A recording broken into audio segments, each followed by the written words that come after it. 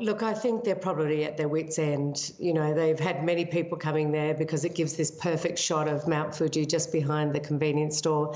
Everybody's loved it. It's been something quite simple in the past. And then suddenly this huge number of tourists have flocked there. Mostly people have seen it on Instagram and what have you. And I think, you know, I saw some reports of people saying that, you know, they were worried about hitting somebody when they were driving past, and that people would stand in the wrong spot and they were chucking their rubbish and what have you. So I think the poor town just didn't know what to do and has decided to erect something behind the convenience stores, just blocking out the view, which is sort of sad, but it's probably what they thought was the only way to handle it. Do you think it's a good idea? What other alternatives are there? Putting up more signs probably won't work, would it? Perhaps the tourists could be a little bit better behaved. I don't know. You know, it's so hard, isn't it? Because the same things happened in Kyoto, where people were harassing the maiko and the geisha. You know, Mount Fuji's now had to sort of say, listen, you're all going to have to pay a little bit more to climb Mount Fuji now because we're having to deal with all of the rubbish issues and what have you. I think it's just probably a function of what's happening at the moment, where Japan is the place that everybody wants to visit. It really is. Living in Japan, has there been a noticeable increase in tourist numbers? What have you observed, and how has it impacted the lives of locals?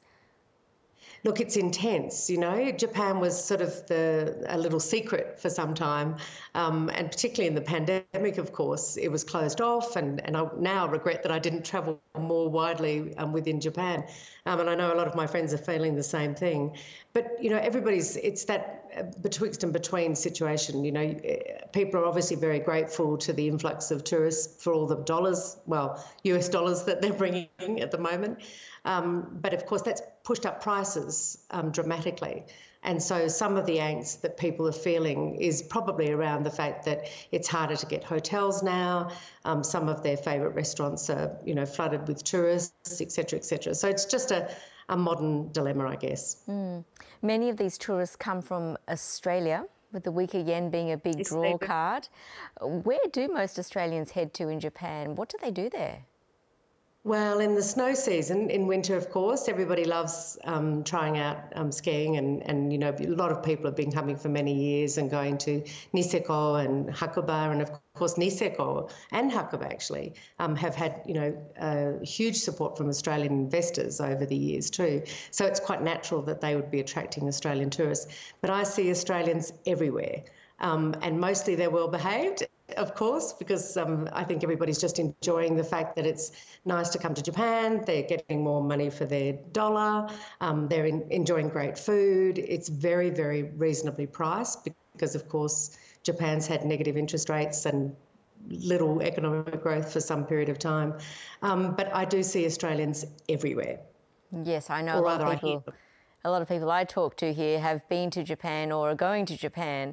It's really very common at the moment. How pleased about this are the Japanese, about the influx of tourists? Do they feel that their culture and customs are being respected?